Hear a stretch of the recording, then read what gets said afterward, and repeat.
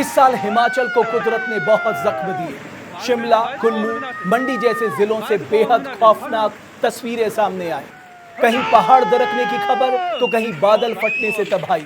पल भर में भर भरा कर जमींदोज होती इमारतें, सड़क तो छोड़िए रेल की पटरियों को भी भूस्खलन ने लील लिया।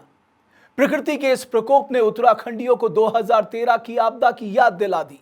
महज 2 महीने में 389 लोगों ने अपनी जान गंवाई, 2500 के आसपास घर ढह गए और 10,000 करोड़ से ज्यादा की संपत्ति का नुकसान पहुंचा। उत्तराखंड में भी आपदा ने जबरदस्त कहर बरपाया। बादल फटने, भूस्खलन और बाढ़ से यहां करीब 1000 करोड़ से ज्यादा का नुकसान हुआ है। सवाल उठता है कि कहीं विकास के नाम पर हमने विनाश की नींव तो नहीं रख डाली। पहाड़ों की सीधी कटाई, अवैज्ञानिक तरीके से अंधाधुंध निर्माण, पेड़ों का कटान, नदियों को मलबे के ढेर में बदलना, ड्रेनेज सिस्टम का ना होना और ग्लोबल वार्मिंग का असर। विशेषज्ञों की माने तो इन कारणों की वजह से आपदा आफत में तब्दील हो गई। मगर क्या खतरा इतना भर ही है या महज ये एक चेतावनी भर है?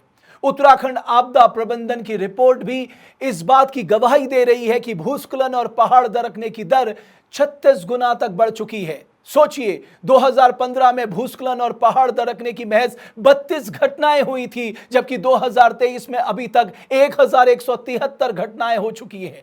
क्या ये आंकड़े डराने के लिए काफी नहीं है? पहाड़ी राज्यों को केदारनाथ, जोशीमठ और अब हिमाचल में आई तबाही से सबक लेना होगा। बेतरतीब निर्माण के आगोश में कहीं अब अपने पैरों पर कुल्हाड़ी तो नहीं मार रहे, इस पर पुनर्विचार करना होगा। शहरों की धारण क्षमता, वैज्ञानिक निर्माण, प्रकृति के साथ तालमेल, विशेषज्ञों की सलाह और एक मजबूत निगरानी तंत्र पर तत्काल काम किए जाने की जरूरत है। जिन राज्यों की हम बात कर रहे हैं, उनकी आर्थिक हैसियत भी इतनी नहीं है कि खुद के संसाधनों से इस आपदा से बाहर आ सके। जाहिर है, हमें सोचना होगा।